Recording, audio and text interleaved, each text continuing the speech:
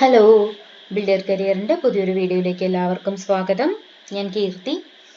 അപ്പോൾ ഈ വീഡിയോ ചെയ്യുന്നതിന് മുന്നേ ഞാനൊരു കാര്യം പറഞ്ഞോട്ടെ. എനിക്ക് കുറേ പേര് കമൻറ്റ് സെക്ഷനിൽ ചോദിച്ചിട്ടുണ്ടായിരുന്നു, ഈ പറയുന്നത് പോലെ നമുക്ക് മാത്സ് ALPയുടെ മാത്സ്, റീസണിങ്, GK ഒക്കെ പഠിച്ചു കഴിഞ്ഞാൽ അത് ടെക്നീഷ്യനും NTPCക്കും ഒക്കെ യൂസ്ഫുൾ ആയിരിക്കുമോ എന്നുള്ള കാര്യം ചോദിച്ചിട്ടുണ്ടായിരുന്നു. അപ്പം അവർക്കുള്ളൊരു ആൻസറാണ് ഞാൻ പറയാൻ പോകുന്നത്. നമുക്ക് ഒരു പാറ്റേൺ അല്ലെങ്കിൽ ALPക്ക് ഇങ്ങനത്തെ ക്വസ്റ്റ്യൻസ്, ടെക്നീഷ്യൻ ഇങ്ങനത്തെ ക്വസ്റ്റ്യൻസ്, NTPCക്ക് ഇങ്ങനത്തെ ക്വസ്റ്റ്യൻസ് അങ്ങനെ ഒന്നുമില്ല. ഓക്കെ, റെയിൽവേ ആണെങ്കിലും SSC ആണെങ്കിലും ബാക്കിയുള്ള സെൻട്രൽ ഗവൺമെന്റ് എക്സാംസിന് എല്ലാം എക്സ്ക്ലൂഡിങ് മാത്സ്, അതുപോലെ CGL, NTPC ഗ്രാജുവേറ്റ് ലെവൽ വരുമ്പോൾ കുറച്ച് ആപ്ലിക്കേഷൻ ലെവൽ കൂടും എന്ന് മാത്രമേ ഉള്ളൂ. ഓക്കെ, ബാക്കി എല്ലാം എന്ത് തന്നെയാണ്, ഒരേപോലെ തന്നെയാണ്. ബാങ്ക് എക്സാമിന് മാത്രമേ നമുക്ക് പാറ്റേൺ ഓഫ് ക്വസ്റ്റ്യൻസ് മാറി വരുള്ളൂ. Pattern of questions in the sense pattern മാറുക എന്നല്ല, കുറച്ചുകൂടെ അഡ്വാൻസ്ഡ് ആയിട്ടുള്ള ക്വസ്റ്റ്യൻസ് വരിക ബാങ്ക് എക്സാമിന് മാത്രമാണ്. CGLനും കുറച്ച് അഡ്വാൻസ്ഡ് ആയിട്ട് കണ്ടിട്ടുണ്ട്. ബാക്കി എല്ലാ എക്സാംസിനും ഒരേപോലത്തെ ക്വസ്റ്റ്യൻസ് തന്നെ ആയിരിക്കും വരുന്നുണ്ടാവുക. ഓക്കെ, പിന്നെയും കുറച്ചുകൂടെ സിമ്പിൾ ആയിട്ടുള്ള ക്വസ്റ്റ്യൻസ് വരിക, തമ്മിൽ കുറച്ചുകൂടെ സിമ്പിൾ ആയിട്ട് വരിക ഗ്രൂപ്പ് ഡിക്കാണ്. ഓക്കെ, ബാക്കി എല്ലാ എക്സാംസിനും എങ്ങനെ തന്നെയാണ്, പാറ്റേൺ ഓഫ് ക്വസ്റ്റ്യൻസ് ഒരുപോലെ തന്നെയാണ്. സോ ALPക്ക് ഒരു ടൈപ്പ് ക്വസ്റ്റ്യൻസ് പഠിക്കണം, പിന്നെ അതല്ലാണ്ട് ഇനി ടെക്നീഷ്യന് വേറെ പഠിക്കണം, അങ്ങനെ ഒന്നുമില്ല. എല്ലാ എക്സാംസിനും നമുക്ക് എന്ത് ചെയ്താൽ മതി, ഒരുമിച്ച് ഒരുപോലെ തന്നെ പഠിച്ച് പോയാൽ മതി. ഓക്കെ, അപ്പം നമ്മൾ അങ്ങനത്തെ ക്വസ്റ്റ്യൻസ് ഇപ്പം ഇന്ന് നമ്മൾ ഇവിടെ ഡിസ്കസ് ചെയ്യുന്ന 10 ക്വസ്റ്റ്യൻസും ഓരോ എക്സാമിൽ നിന്നുള്ളതാണ്. റെയിൽവേയുടെ തന്നെ ALP, technician, group D, NTPC, CHSL, CGL അങ്ങനെ എല്ലാ എക്സാംസിലും ചോദിച്ചിട്ടുള്ള പാറ്റേൺ ഓഫ് ക്വസ്റ്റ്യനിൽ നിന്നൊരു 10 പാറ്റേൺ ആണ് നമ്മൾ ഇന്നിവിടെ ഡിസ്കസ് ചെയ്യാൻ പോകുന്നത്. ഓക്കെ, അപ്പോൾ നമ്മുടെ first question, the LCM of two numbers is 2310 and HCF is 30.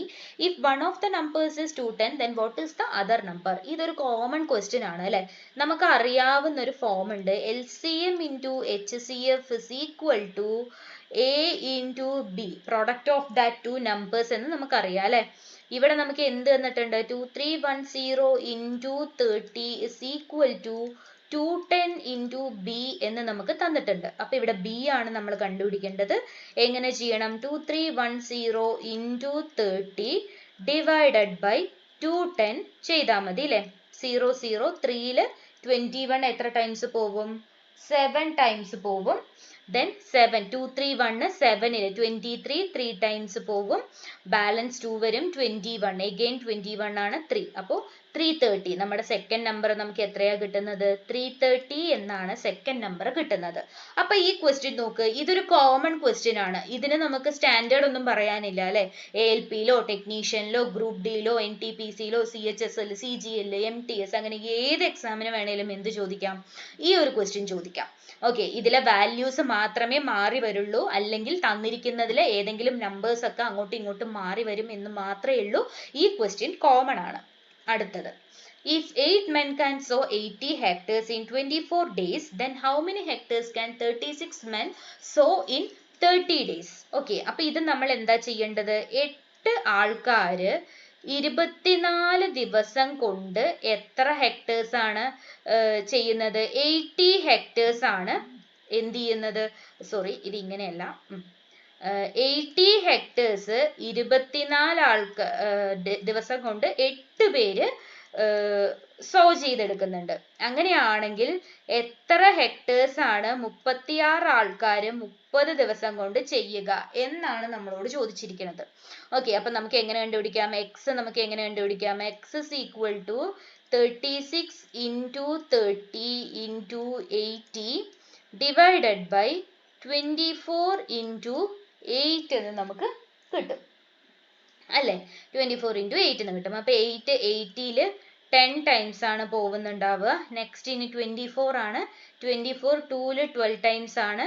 ഇവിടെ അപ്പൊ എത്ര ടൈംസ് ആണ്, 5 ടൈംസ് പോകും. again 12 36ൽ 3 ടൈംസ് ആണ് പോവുക അല്ലേ.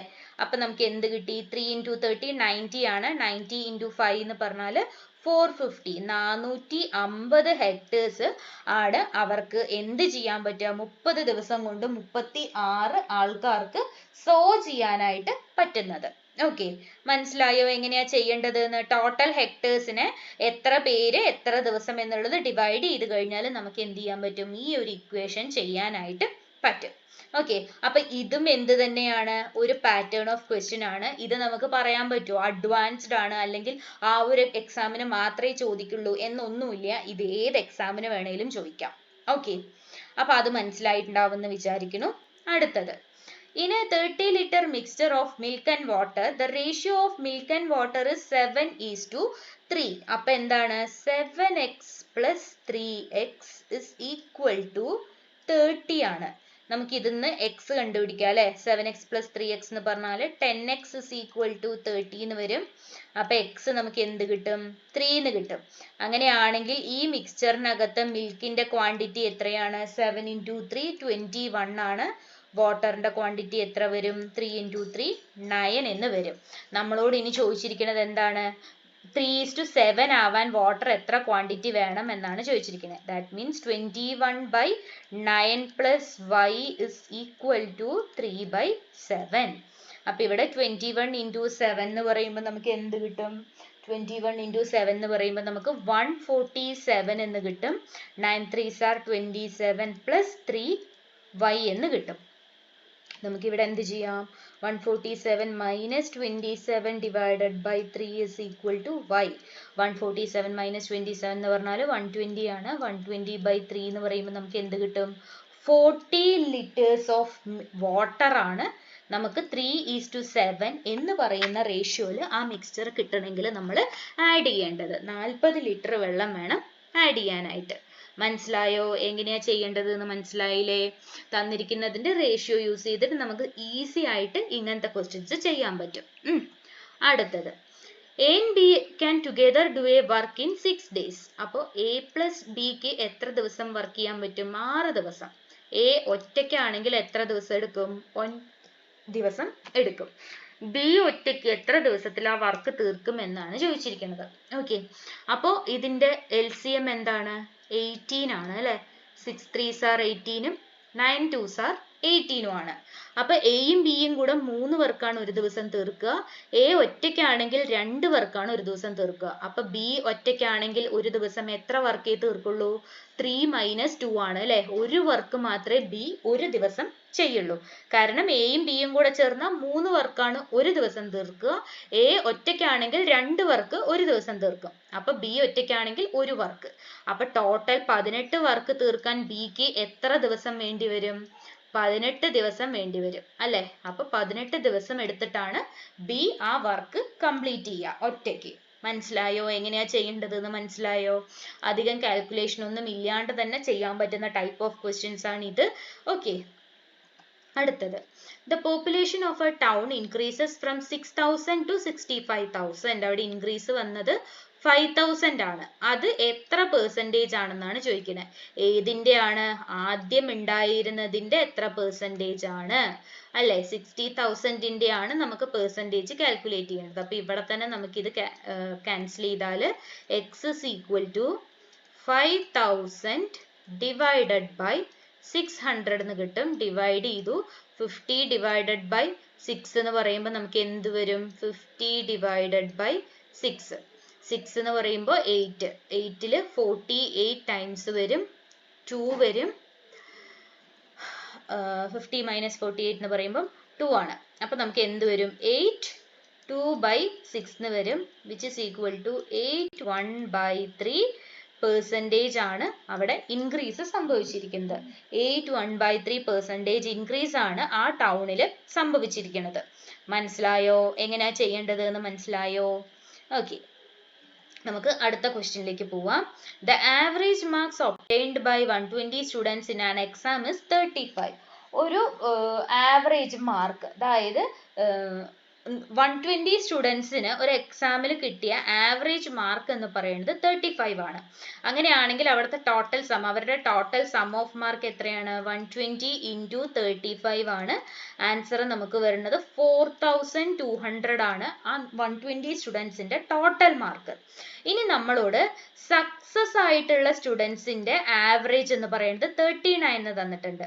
അപ്പൊ സക്സസ് ആയിട്ടുള്ള സ്റ്റുഡൻസിന്റെ നമ്പർ നമ്മൾ x ആയിട്ട് എടുക്കുകയാണ്. അൺസക്സസ് ആയിട്ടുള്ള കുട്ടികളുടെ അവിടെ ഇരിക്കട്ടെ.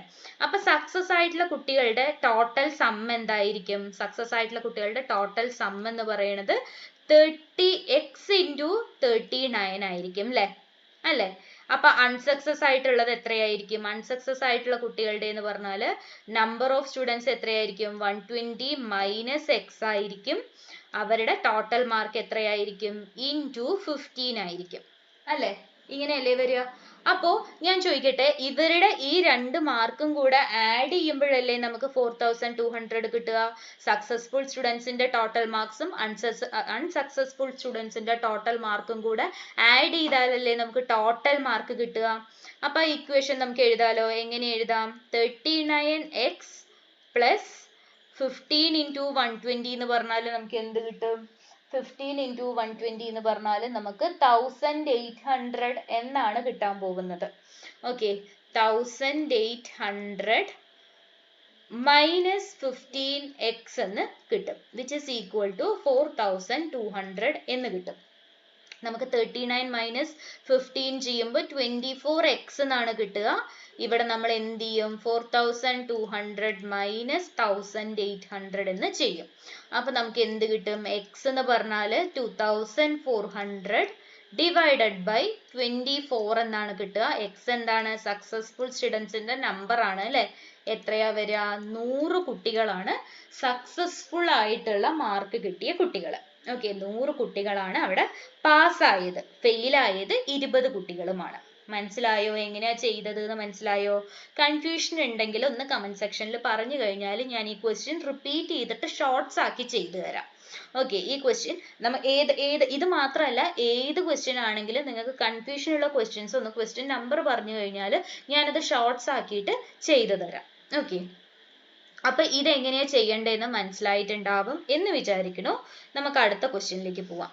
A train travels from A to B at the speed of 20 km/h and from B to A at the speed of 30 km/h. Average speed ആണ്. ആവറേജ് സ്പീഡ് കാണാനുള്ള ഒരു ഇക്വേഷൻ ഞാൻ പറഞ്ഞു തന്നിട്ടുണ്ടായിരുന്നു. മുന്നത്തെ വീഡിയോയിൽ പറഞ്ഞിട്ടുണ്ട്. ഓർമ്മയുള്ളവര് പറയുക. 2 into S1 S2 by S1 plus S2 ആണ് ആവറേജ് സ്പീഡ്. ഓക്കെ, അപ്പൊ ഇവിടെ എങ്ങനെ കിട്ടും? 2 into 20 into 30 divided by 20 plus 30. Okay, 20 plus 30 എന്ന് പറയുമ്പോൾ 50 ആണ്. അപ്പൊ നമുക്ക് എന്ത് കിട്ടും? 2 into 20 into 30 divided by 15 കിട്ടും. 0 0 ക്യാൻസൽ ചെയ്യുക. 25 4 ടൈംസ് ആണ്. 4 3s are 12. 12 into 2 എത്രയാണ്? 24 km/h ആണ് ആവറേജ് സ്പീഡ് വരുന്നത്. 24 km/h ആണ് average speed of that train for the entire journey വരുന്നത്. മനസ്സിലായോ? അടുത്തത്, there is a loss of 12% on article being sold for rupees 35288. Then the cost price of the article is. Cost പ്രൈസിൽ നിന്നും 12% loss ആണ്. അപ്പൊ അവിടെ എത്ര പെർസെൻറ്റേജ് ആണ്? 88% ആണ് ആ ഒരു എമൗണ്ട് എന്ന് പറയുന്നത്. അതായത് കോസ്റ്റ് പ്രൈസിന്റെ 88% ആണ് എത്ര? 35288 എന്ന് പറയുന്നത്. അപ്പൊ നമുക്കിനി കോസ്റ്റ് പ്രൈസ് കണ്ടുപിടിച്ചൂടെ? നമുക്ക് എങ്ങനെ കണ്ടുപിടിക്കാം? 352.88 ആണ് കേട്ടോ. ഇത് 0.88 ആണ്. അപ്പോൾ 352.88 into 100 divided by 88 എന്ന് കിട്ടും അല്ലേ? അപ്പൊ നമുക്ക് എന്ത് കിട്ടും? 35288 divided by 88. 35288 divided by 88 എന്ന് പറയുമ്പോൾ നമുക്ക് കിട്ടുന്ന ആൻസർ 401 ആണ്. ഓക്കെ, നിങ്ങൾക്ക് വേണമെങ്കിൽ അത് ചെയ്ത് നോക്കാം. ഞാനിപ്പോൾ അധികം സമയം കളയണ്ട എന്ന് വിചാരിച്ചിട്ടാണ് ഇത് കാൽക്കുലേഷൻ പറഞ്ഞു തരാത്തത്. അപ്പൊ നമ്മുടെ കോസ്റ്റ് പ്രൈസ് എത്രയാണെന്ന് കിട്ടി? 401 ആണ് നമ്മുടെ കോസ്റ്റ് പ്രൈസ് എന്ന് പറയുന്നത്. ഓക്കെ, അപ്പൊ മനസ്സിലായി എന്ന് വിചാരിക്കുന്നു ഇങ്ങനെ ചെയ്യേണ്ടത്.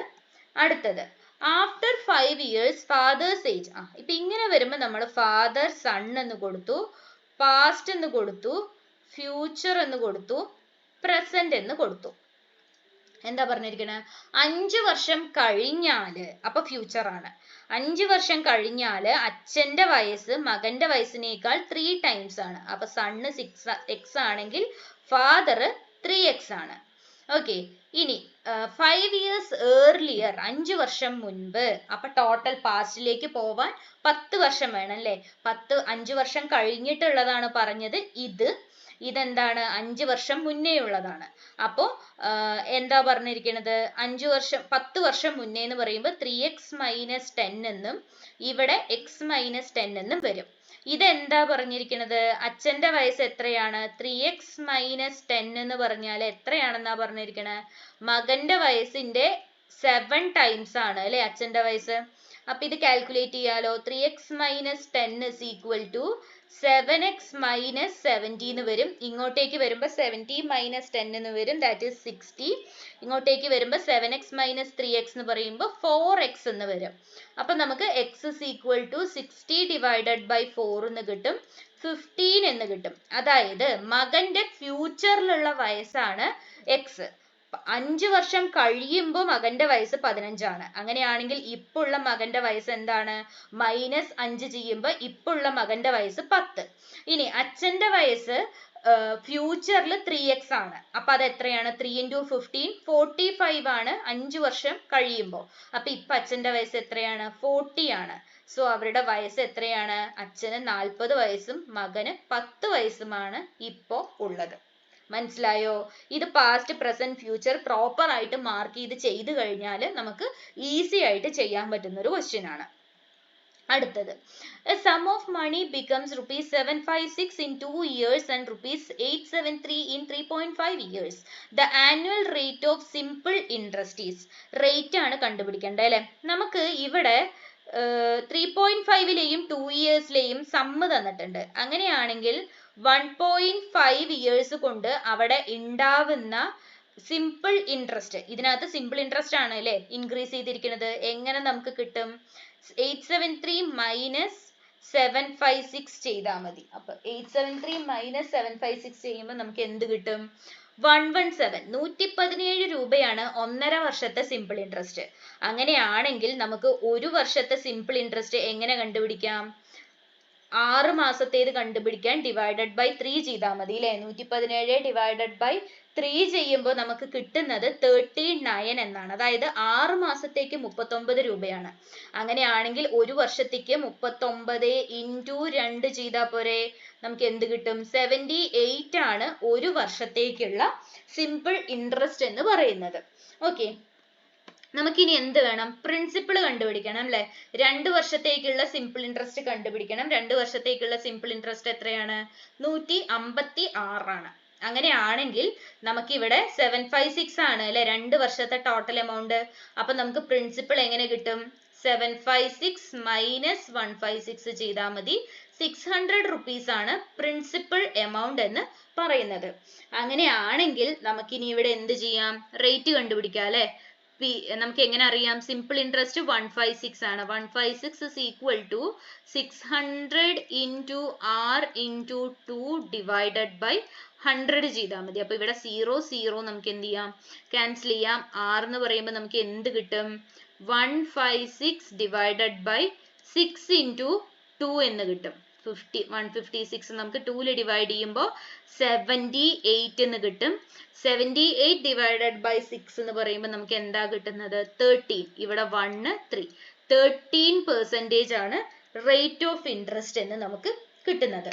ഓക്കെ, അപ്പൊ ഇതെങ്ങനെയാ ചെയ്യണത് എന്ന് മനസ്സിലായിട്ടുണ്ടാവും എന്ന് വിചാരിക്കുകയാണ്. അപ്പൊ ഇത്രയുമാണ് നമ്മൾ ഇന്നത്തെ ഈ ഒരു വീഡിയോയിൽ ഇൻക്ലൂഡ് ചെയ്തിരിക്കുന്ന പാറ്റേൺ ഓഫ് ക്വസ്റ്റ്യൻസ്. ഇത് ഒരിക്കലും ഏതെങ്കിലും ഒരു സ്പെസിഫൈഡ് എക്സാമിനെ ബേസ് ചെയ്തിട്ട് അല്ലെങ്കിൽ ഈ ഒരു എക്സാമിന് മാത്രം എന്നല്ല നമ്മൾ ചെയ്തിരിക്കുന്നത്. റെയിൽവേയുടെയും SSCയുടെയും ഏതൊരു എക്സാമിനും യൂസ്ഫുൾ ആവുന്ന രീതിയിലുള്ള പാറ്റേൺ ഓഫ് ക്വസ്റ്റ്യൻസ് ആണ് നമ്മൾ ഇവിടെ ഡിസ്കസ് ചെയ്തിരിക്കുന്നത്. ഇതിന്റെ വാല്യൂസ് അങ്ങോട്ടേക്കും ഇങ്ങോട്ടേക്കും ചേഞ്ച് ചെയ്യും. അതുപോലെ ഇപ്പൊ സിമ്പിൾ ഇൻട്രസ്റ്റിലെ റേറ്റ് ചോദിച്ചതിന് പകരം മേ ബി ടൈം പീരീഡോ പ്രിൻസിപ്പൽ എമൗണ്ടോ അങ്ങനെയൊക്കെ ചോദിക്കാൻ ചാൻസ് ഉണ്ട്. അത്ര മാത്രമേ ഡിഫറൻസ് ക്വസ്റ്റ്യൻസ് വരുള്ളൂ. അതല്ലാണ്ട് ഈ എല്ലാ ക്വസ്റ്റ്യൻസും എല്ലാ എക്സാംസിനും യൂസ്ഫുൾ ആണ്. ഓക്കെ, അപ്പൊ ഇതുവരെ നമ്മുടെ ചാനൽ കാണാത്തവരോ ഇന്ന് ആദ്യമായിട്ട് കാണുന്നവരോ അല്ലെങ്കിൽ കാണാറുണ്ട് സബ്സ്ക്രൈബ് ചെയ്തിട്ടില്ല അങ്ങനെയുള്ളവരൊക്കെ ഉണ്ടെങ്കിൽ നമ്മുടെ ചാനൽ ഒന്ന് സബ്സ്ക്രൈബ് ചെയ്യുക. നിങ്ങളെ പോലെ തന്നെ ഈ വീഡിയോസ് യൂസ്ഫുൾ ആവും എന്ന് തോന്നുന്നവർക്ക് ഇതൊന്ന് ഷെയർ കൂടെ ചെയ്തു കൊടുക്കുക. ഓക്കെ, അപ്പൊ എല്ലാവരും നല്ല രീതിയിൽ എക്സാം അറ്റൻഡ് ചെയ്യുക. അടുത്ത വീഡിയോ ആയിട്ട് കാണുന്നത് വരേക്കും താങ്ക് യു.